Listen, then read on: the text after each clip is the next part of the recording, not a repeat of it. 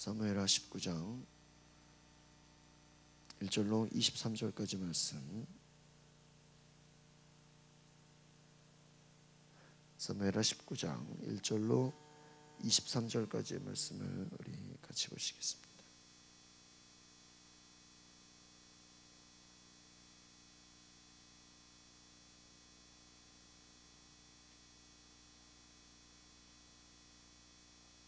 사무엘하 19장 1절로 23절.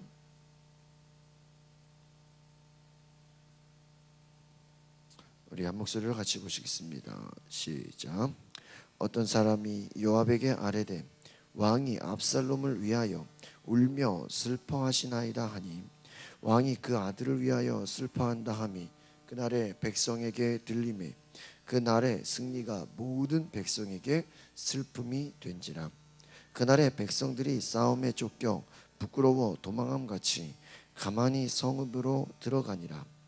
왕이 그의 얼굴을 가리고 큰 소리로 부르되 내 아들 압살롬아 압살롬아 내 아들아 내 아들아 하니 요압이 집에 들어가서 왕께 말씀드리되 왕께서 오늘 왕의 생명과 왕의 자녀의 생명과 처첩과 비빈들의 생명을 구원한 모든 부하들의 얼굴을 부끄럽게 하시니 이는 왕께서 미워하는 자는 사랑하시며 사랑하는 자는 미워하시고 오늘 지휘관들과 부하들을 멸시하심을 나타내심이라. 오늘 내가 깨달았으니 만일 압살롬이 살고 오늘 우리가 다 죽었다면 왕이 마땅히 여기실 뻔하였나이다. 이제 곧 일어나 나가 왕의 부하들의 마음을 위로하여 말씀하옵소서. 내가 여호와를 두고 맹세하옵나니 왕이 만일 나가지 아니하시면 오늘 밤에 한 사람도 왕과 함께 머물지 아니할지라. 이면 그 화가 왕이 젊었을 때부터 지금까지 당하신 모든 화보다 더욱 심하리라 하니 왕이 일어나 성문에 앉으매 어떤 사람이 모든 백성에게 말하되 왕이 문에 앉아 계신다 하니 모든 백성이 왕 앞으로 나아오니라. 이스라엘은 이미 각기 장막으로 도망하였더라.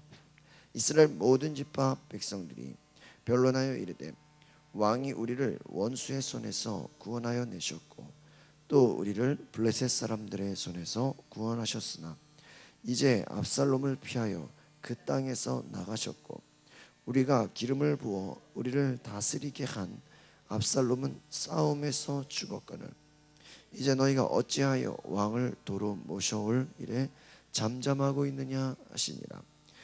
다윗 왕이 사독과 아비아달 두 제사장에게 소식을 전하여 이르되 너희는 유다 장로들에게 말하여 이르기를 왕의 말씀이 온 이스라엘이 왕을 왕국으로 옮겨자 하는 말이 왕께 들렸거늘 너희는 어찌하여 왕을 궁으로 모시는 일에 나중이 되느냐. 너희는 내 형제여 내 고륙이거늘 너희는 어찌하여 왕을 도로 모셔오는 일에 나중이 되리요 하셨다 하고 너희는 또 아마사에게 이르되 너는 내 고륙이 아니냐. 내가 요압을 이어서 항상 내 앞에서 지휘관이 되지 아니하면 하나님이 내게 벌 위에 벌을 내리시기를 바라노라 하셨다 하라 하여 모든 유다 사람들의 마음을 하나같이 기울게 하며 그들이 왕께 전가를 보내어 이르되 당신께서는 모든 부하들과 더불어 돌아오소서 한지라. 왕이 돌아와 요단에 이르매 유다 족속이 왕을 맞아 요단을 건너가게 하려고 길갈로 오니라. 바후렴에 있는 베냐민 사람 게다의 아들 시므이가 급히 유다 사람과 함께 다윗 왕을 맞으러 내려올 때에 베냐민 사람 1000명이 그와 함께하고 사울 집안의 종 시바도 그 아들 15과 종 20명과 더불어 그와 함께하여 요단 강을 밟고 건너 왕으로 나아오니라. 왕의 가족을 건너가게 하며 왕이 좋게 여기는 대로 쓰게 하려 하여 나룻배로 건너가니 왕이 요단을 건너가게 할 때에 게라의 아들 시므이가 왕 앞에 엎드려 왕께 아뢰되 내 주여 원하건대 내 죄를 돌리지 마옵소서. 내 주 왕께서 예루살렘에서 나오시던 날에 종의 패역한 일을 기억하지 마시오며 왕의 마음에 두지 마옵소서. 왕의 종 내가 범죄한 줄 아옵기에 오늘 요셉의 온 족속 중 내가 먼저 내려와서 내 주 왕을 영접하나이다 하니 수르야의 아들 아비새가 대답하여 이르시되 시므이가 여호와의 기름 부으신 자를 저주하였으니 그로 말미암아 죽어야 마땅하지 아니하니까 아니라. 다윗이 이르되 수르야의 아들들아 내가 너희와 무슨 상관이 있기에 너희가 오늘 나의 원수가 되느냐. 오늘 어찌하여 이스라엘 가운데서 사람을 죽이겠느냐. 내가 오늘 이스라엘의 왕이 된 것을 내가 알지 못하리요 하고 왕이 시므이에게 이르되 내가 죽지 아니하리라 하고 그에게 맹세하니라. 아멘. 오늘 다윗의 기환을 우리가 이제 보게 됩니다. 하나님께서 요압에게 다시 한번 다윗에게 찾아가서 다윗과 대화하는 장면들을 오늘 우리가 보게 됩니다. 우리가 어제도 이 말씀의 속에서 하나님께서 다윗의 마음 가운데 그의 마음에 슬픔이 있는 것을 보이게 하셨는데 우리가 오늘도 계속해서 이 말씀이 연결되는 것을 보게 됩니다. 그러니까 왕은 슬퍼하고 백성들은 기뻐하는 이 상황이 된 것이죠. 그러니까 이 백성들이 그날의 승리가 모든 백성에게 슬픔이 되었다. 이것은 참으로 안타까운 일입니다. 승리했지만 마음에 슬픔을 갖고 있다. 그래서 왕이 계속해서 슬퍼하니까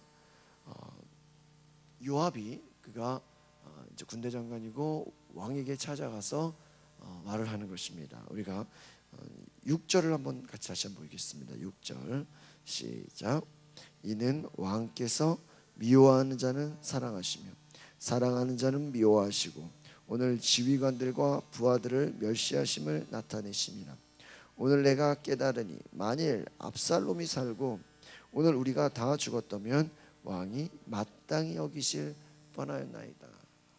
다윗이 하나님 앞에 어떻게 보면 그는 감사해야 돼요. 하나님의 강권하심으로 하나님의 도우심으로 그가 전쟁에서 승리한 거예요. 여러분 다윗은요 자기의 힘으로 승리하지 않았습니다. 하나님의 도우심입니다. 그리고 그가 하나님 앞에 구했습니다.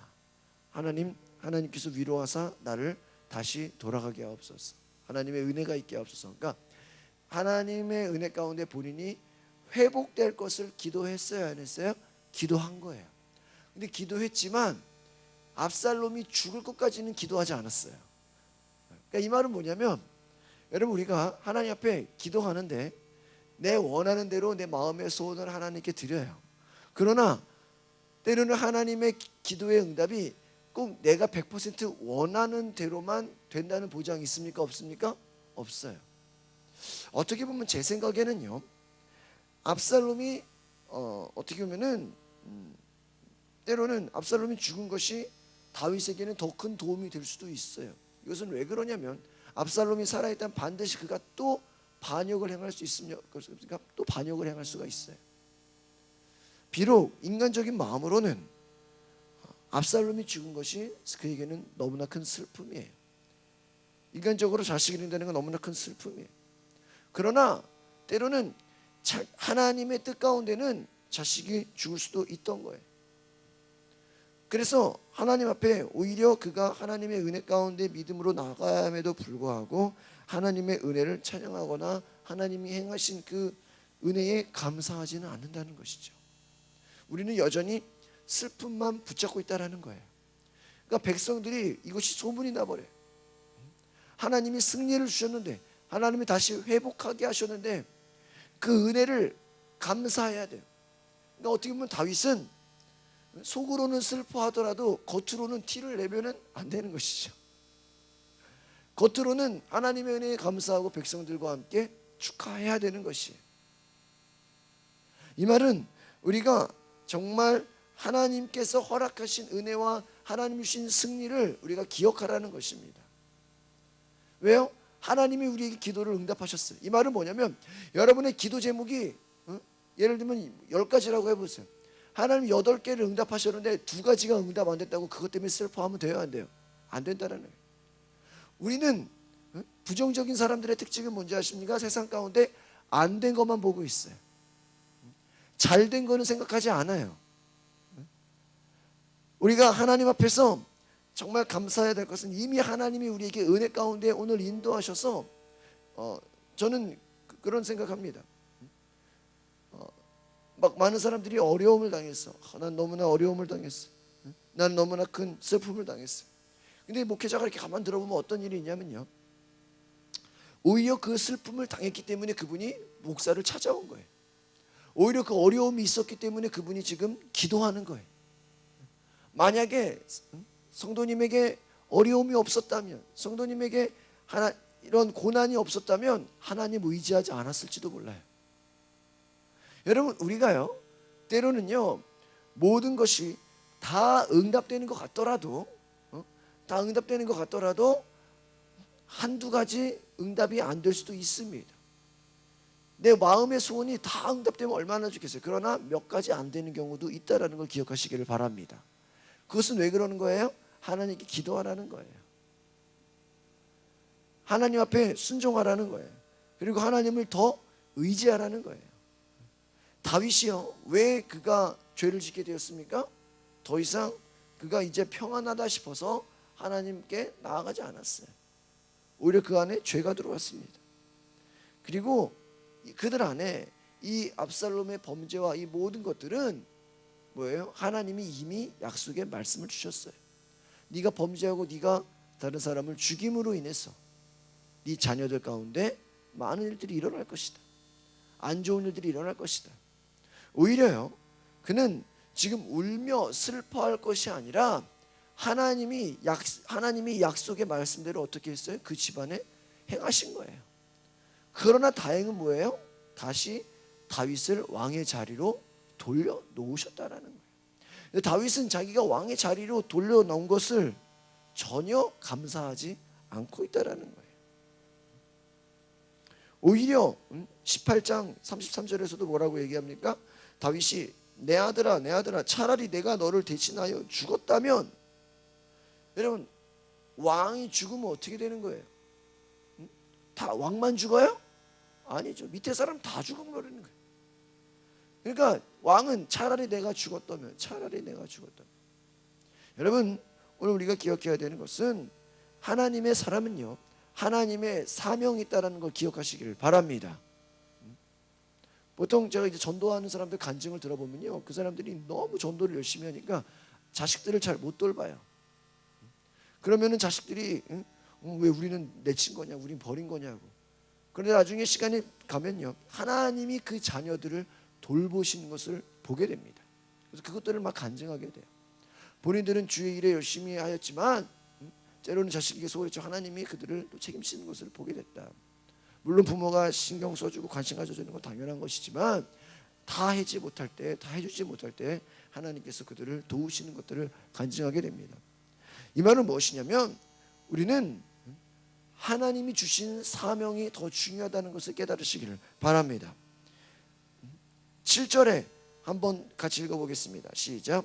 이제 곧 일어나 나가 왕의 부하들의 마음을 위로하여 말씀하옵소서. 내가 여호와를 두고 맹세하옵나니 왕이 만일 나가지 아니하시면 오늘 밤에 한 사람도 왕과 함께 머물지 아니할지라. 그리하면 그 화가 왕이 젊었을 때부터 지금까지 당하신 모든 화보다 더욱 심하리이다. 여러분 생각해 보세요. 만약에 압살롬이 살고 모든 사람들이 다 죽었다면 다윗이 이걸 좋아해야 돼요? 말이 안 돼요. 그런데 지금 다윗은 그런 모습을 보이고 있다는 거예요. 이것은 지극히 하나님 앞에서 하나님이 행하신 일을 생각하지 못하고 지극히 개인적인 자신의 감정과 자신의 가족만 생각하는, 어떻게 보면 이기심으로 보일 수 있다는 거예요. 왕이 나가서 부하들의 마음을 격려하고 위로해야 돼. 그들이 승리한 것을 축하해야 돼요. 그러나 그가 그렇게 하지 않는다면 오히려 그는 더 화를 당할 것이다. 오히려 그는 더 어려움에 빠질 것이다 하는 것입니다. 그래서 왕이 일어나 성문에 나가서 말했다라는 것이죠. 이제 그 뒤에 다윗이 이제 쫓겨나갔지만 다시 이제 왕의 그 자리로 돌아올 수 있도록 이제 유다 족속이 왕을 요단에 건너게 하려고 이제 나오게 됩니다. 그래서 백성들이 이제 왕을 다시 왕궁으로 올리려고 합니다. 그런데 이제 사람들이 이제 왕이 다시 왕궁으로 돌아가려고 하니까 다시 이제 그것을 축하해 주려고 왕에게 나오고 왕을 이제 환송하는 것을 보게 됩니다. 그런데 중요한 것은 갑자기 이제 시므이라는 사람이 나오게 됩니다. 우리가 설교를 앞에서부터 쭉 들으신 분들은 알겠지만 이 시므이가 어떤 사람이냐면은 다윗이 도망갈 때 다윗을 저주했던 사람이 이 시므이예요. 우리가 사무엘하 16장의 왼쪽으로 한번 돌아가서 보시면은 시므이라는 사람이 다윗을 갑자기 돌을 던지며 저주하는 것을 보게 됩니다. 우리가 16장 6절부터 보겠습니다. 6, 7, 8 세 절을 한번 보시면 우리 예전에 보신 분들은 기억이 날 것입니다. 16장 6, 7, 8입니다. 시작. 또 다윗과 다윗 왕의 모든 신하들을 향하여 돌을 던지니 그때의 모든 백성과 용사들은 다 왕의 좌우에 있었더라. 시므이가 저주하는 가운데 이와 같이 말하니라. 피를 흘린 자여 사악한 자여 가거라 가거라. 사울의 족속의 모든 피를 여호와께서 내게로 돌리셨도다. 그를 이어서 내가 왕이 되었으나 여호와께서 나라를 내 아들 압살롬의 손에 넘기셨도다. 보라 너는 피를 흘린 자이므로 화를 자초하였니라. 이것은요 완전히 다윗을 저주한 거예요. 실제로 하나님이 압살롬에게 넘긴 것도 아닌데 이것은 뭐냐면 우리가 고난을 당하고 우리가 어려움을 당하면요, 예를 들어 사업하던 사람이 부도 났고 막 어려움 당하면 거 봐라, 응? 저거 망하지 않았냐, 막 사람들이 비웃는 거예요. 사람들이 막 저주하는 거예요. 하나님이 저거 다 빼앗지 않았냐. 고난 당한 것을 주변에서 욕하고 저주하는 것입니다. 그런데 시므이가 완전히 미친 사람처럼 하니까 주변에 용사들, 이 군인들이 시므이를 죽여버리자 그래요. 그런데 다윗이 뭐라고 합니까? 저렇게 나를 저주하는 것조차 하나님이 보시고 나를 도우실지 어떻게 하느냐. 내버려 두라고 합니다.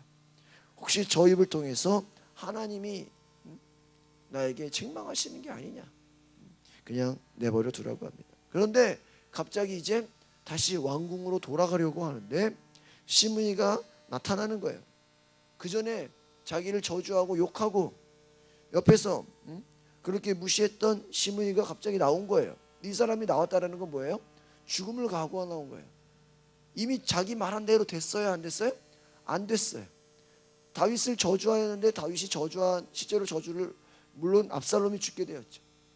그는 다시 왕권을 회복했어요. 그러니까 시므이는 어떻게 보면 도망가야 돼. 왕 앞에 나타나면 죽을 수도 있어요. 그렇죠? 그런데 그가 정직하게 나와서 용서를 구하는 거예요. 19절을 한번 보겠습니다. 19절 사무엘하 19장 19절 19장 19절을 같이 읽어보겠습니다. 시작. 왕께 아뢰되 내 주여 원하건대 내게 죄를 돌리지 마옵소서.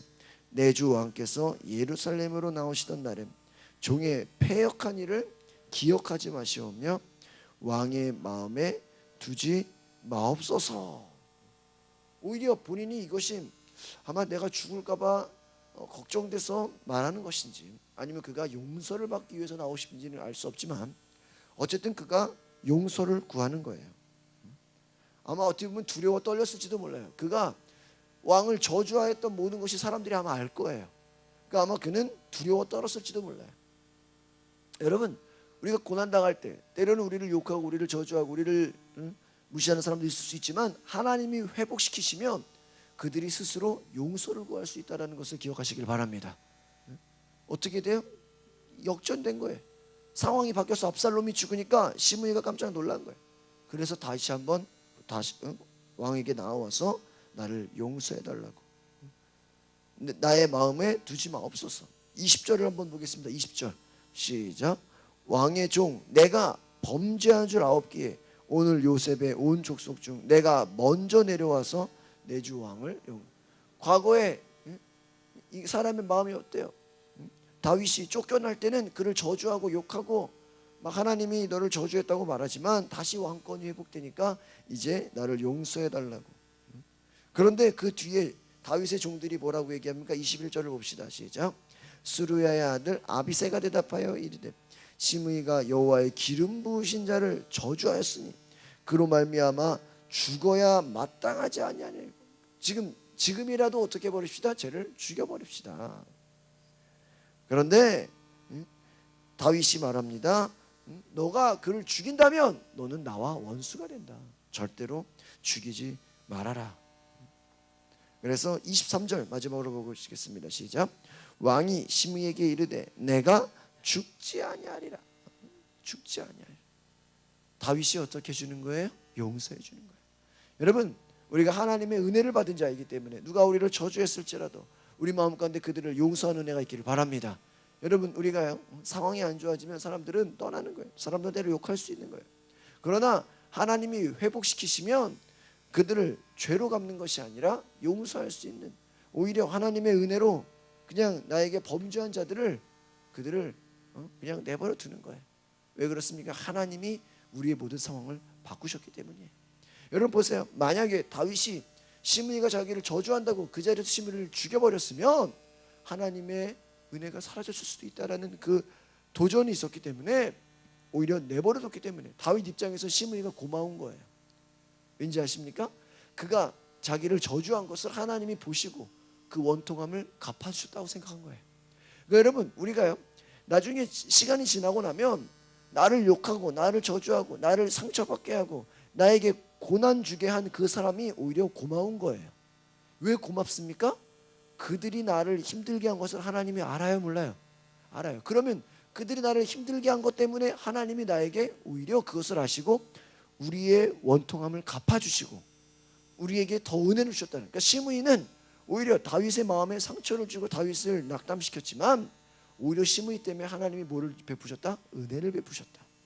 여러분, 우리 기독교인들은요, 누가 나를 욕하고 누가 나를 때로는 무시하고 멸시하고 때로는 우리를 힘들게 할지라도 그것 때문에 우리가 낙심해지는 것이 아니라 여러분, 오히려 이것을 하나님이 아시기 때문에 나에게 은혜로 갚아주실 거다라는 것을 기억하시기를 바랍니다.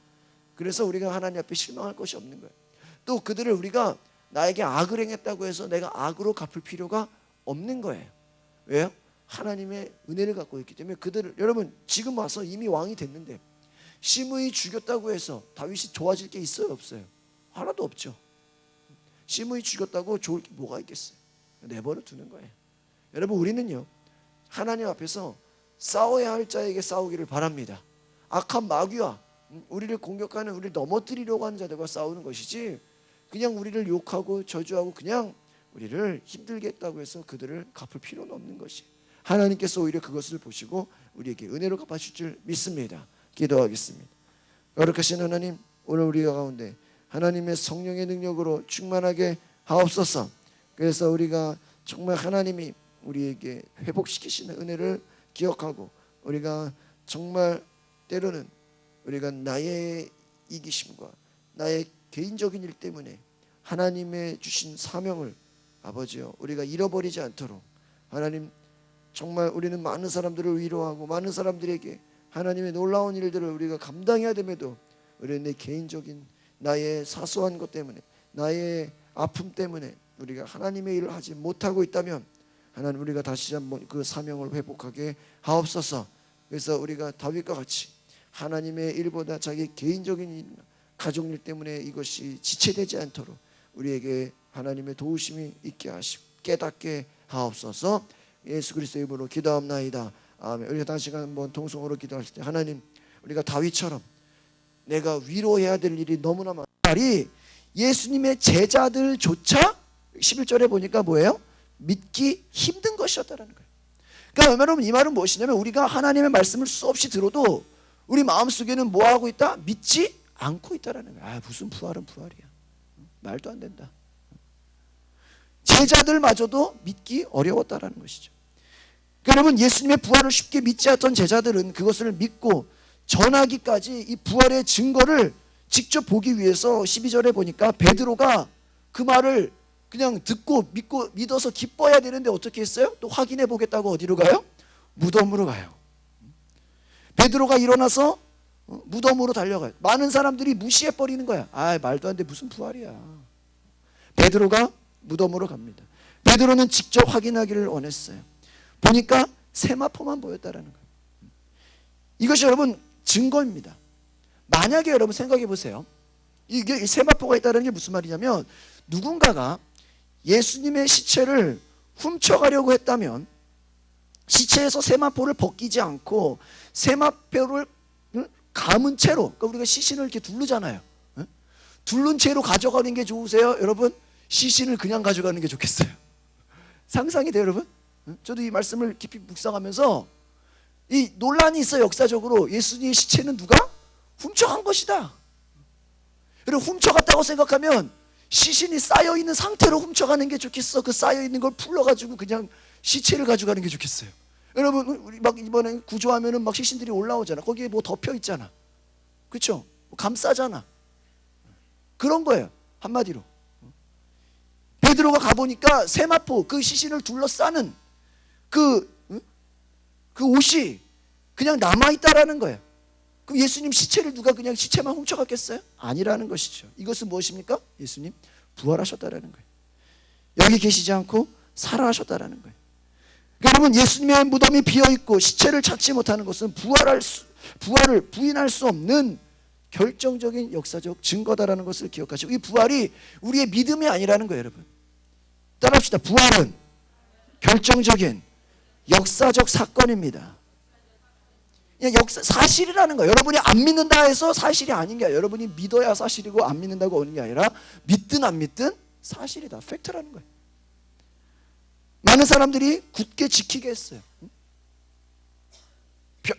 군인들이 무덤을 지켰어요. 그러나 예수님은 부활하셨어요. 상식적으로 이해할 수 없고 과학적으로 증명할 수 없어요.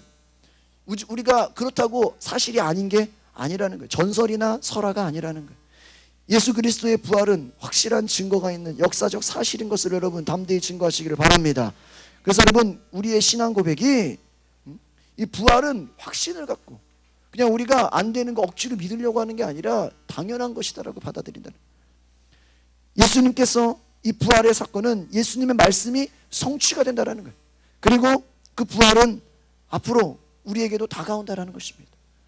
예수 그리스도를 믿는 부활을 가진 생명의 부활로, 또 악한 자는, 예수를 믿지 않는 자들은 심판의 부활로 다 나온다는 거예요. 우리가 여러분 부활을 믿으면서 여전히 우리가 불신앙 가운데 있다면, 하나님의 말씀이 아직도 믿어지지 않는다면 이 부활절을 통해서 여러분 하나님의 말씀을 온전히 신뢰하시기를 바랍니다. 따라합시다. 부활을 믿는 자는 부활을 전하게 됩니다. 여러분이 부활을 전하지 않는다는 것은 부활을 받아들이지 않는다는 거예요. 예수님이 부활하신 그 증거를 보고 만나는 사람들에게 다 알렸다라는 거예요.